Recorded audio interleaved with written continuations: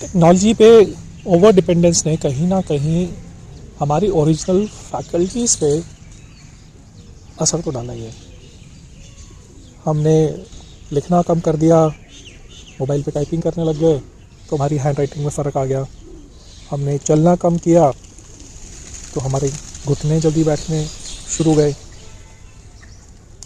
हमने कहीं ना कहीं कैलकुलेटर यूज़ किया तो उससे जो मेंटल मैथ्स है उसमें फ़र्क आने लग गया। मुझे अच्छे से याद है जब मैं सेल्स डिपार्टमेंट में था तो हमारी एक रोज़ मॉर्निंग सेल्स मीट होती थी जिसमें 30 से 40 लोगों के सेल्स कमिटमेंट लिए जाते थे और नंबर ऐसे ही होता था कि 1 2 3 4 और उन लोगों को सबसे कमिटमेंट लेने के बाद में एक वाइट बोर्ड होता था। उस वाइट बोर्ड पे लिख दिया जाता था कि आज का सेल्स कमिटमेंट कितना है। और मैं रोज़ देखता था और अचरज करता था, सरप्राइज्ड होता था कि एक सिंपल सी कैलकुलेशन में जहाँ पे एक एडिशन करना है उसमें भी लोगों को परेशानी होती थी। लोग नीचे से ऊपर नहीं पढ़ पाते, लोग नॉर्मल एडिशन होता है वो नहीं कर पाते। कमी कहीं पढ़ाई में नहीं है, पर कमी कहीं पे हमारे माइंड को एक्टिव रखने की है, उस वहाँ की प्रॉब्लम है। मैं जब MBA की तैयारी कर रहा था और इंटरव्यू के लिए या फाइनल सिलेक्शन के लिए अलग अलग सिटीज़ में जाता था, जैसे कि हैदराबाद गया, लखनऊ गया, हरियाणा में, यूपी में, कुछ अलग शहरों में गया, तो मेरे फादर जो उस टाइम पे सेंट्रल गवर्नमेंट से रिटायर हो गए थे वो भी साथ चलते थे। चलो भाई मेरा भी टाइम पास हो जाएगा। तो मैं उनसे पूछता था आप सारा दिन वहाँ करोगे क्या? वो बोलते थे चलो तो सही, चल तो सही, बताता हूँ।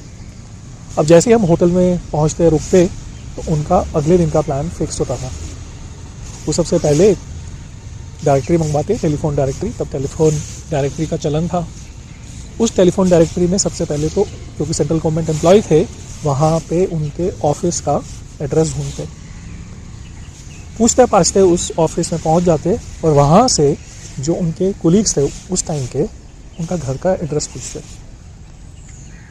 अब उस जगह तक अपने दोस्त तक पहुंचने के लिए, अपने एक्स कोलीग को पहुंचने के लिए पान वाला, उस मोहल्ले का प्रेस करने वाला, बिजली डिपार्टमेंट का लोकल ऑफिस या कोई और भी अगर उनको मिलता उससे ज़रूर बात करते, कुछ अपनी कहते, कुछ सामने वाले की सुनते। अब इन सब एक्टिविटीज़ से और अपने आप को एक्टिव रखने के चक्कर में मैं हमेशा देखता था कि उनको अपने जितने आसपास के जानने वाले रिश्तेदार जो दोस्त थे, 50-60 या 100 भी हो सकते हैं, काफ़ी हद तक सबका घर का लैंडलाइन नंबर याद रहता था, उनका एड्रेस, इवन कि जो कुछ अच्छे दोस्त थे उनके गाड़ियों के नंबर भी उनको याद रहते थे। अब मैं खुद अपनी बात करूं तो मुझे 4 या 5 मोबाइल नंबर से ज़्यादा शायद ना याद रहते। तो पॉइंट बस यही है कि टेक्नोलॉजी ने हमें एनेबल तो किया है, पर कहीं ना कहीं हमने उसके साथ जो रिलेशनशिप बनाई है वो एक ओवर डिपेंडेंस की रिलेशनशिप हो गई है। जैसे कि आज की डेट में बात करें तो ऑनलाइन मैप्स हैं, किसी जगह आप बिना ऑनलाइन मैप के जा ही नहीं सकते।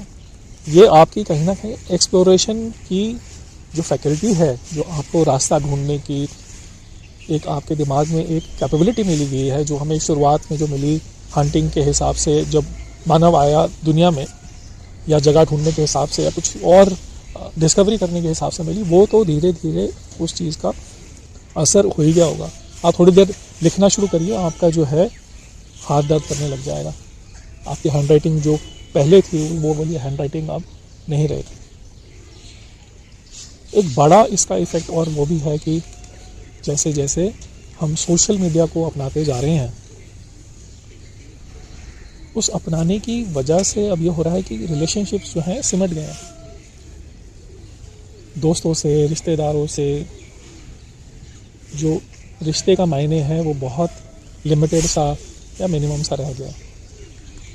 कुलीग्स या आसपास के लोगों के साथ में हम सोचते हैं कि हमारे वो दोस्त हैं, हम शो भी करते हैं कि दोस्त हैं, बट वो है नहीं। कहीं ना कहीं एक अंदर लोगों में एक दूसरे के साथ प्रतिस्पर्धा है, कंपटीशन है, एक दूसरे से जलन है। उस वजह से वो उस रिलेशनशिप में रहते हैं। कोई अपने दोस्तों से, फैमिली से या रिश्तेदारों से शायद बात नहीं बताएगा, तो मैं बहुत लोगों को देखता हूँ कि वो सोशल मीडिया पे अपनी जाके फीलिंग्स या इमोशंस या जो भी अंदर मन का गुबार है वो जाके कहते हैं। टेक्नोलॉजी तो फेसलेस और इमोशनलेस है, हम ही इसको एक रूप देने की कोशिश कर रहे हैं। ये कोई हमारा साथी, संगी या कोई रिश्तेदार नहीं बन सकता है। अगर उस बनाने की कोशिश में हम लगे हुए हैं तो एंड में हमें खालीपन ही दिखेगा, क्योंकि जिस चीज़ में ज़िंदगी ढूंढने की कोशिश कर रहे हैं, ज़िंदगी तो जो हमारी छोटी छोटी चीज़ें हैं उनमें कहीं छुपी पड़ी है, लोगों में छुपी पड़ी है, नेचर में छुपी पड़ी है, एक्सप्लोरेशन में छुपी हुई है। तो टेक्नोलॉजी से रिलेशनशिप ना बना के जिस लिए ये आई, मतलब कि as a tool AI, as a enabler AI, as a helping aid AI, मतलब उसी हिसाब से उसको यूज़ किया जाए और उससे कोई रिलेशनशिप ना बना के उसको एक हमारे को एनेबल करने के लिए या हमारी एफिशिएंसी बढ़ाने के हिसाब से यूज़ किया जाए, तो मुझे लगता है कि ये दोनों के लिए बेटर रहेगा। हमारे मन को स्ट्रांग बनाने के लिए, हमारे को ज़्यादा खुशी देने के लिए, और हाँ, एफिशिएंसी तो बढ़ेगी ही बढ़ेगी। मैं ये बिल्कुल नहीं कहता कि टेक्नोलॉजी यूज़ नहीं की जाए, बिल्कुल यूज़ की जाए, पर जिस तरह से बनी है, जिस चीज़ के लिए बनी है, उस चीज़ के लिए यूज़ किया जाए। आपका रिलेशनशिप टेक्नोलॉजी से कैसा है और आप उसके साथ कैसे बैलेंस बना के रखते हैं, ज़रूर शेयर करिए, अच्छा लगेगा। Thank you.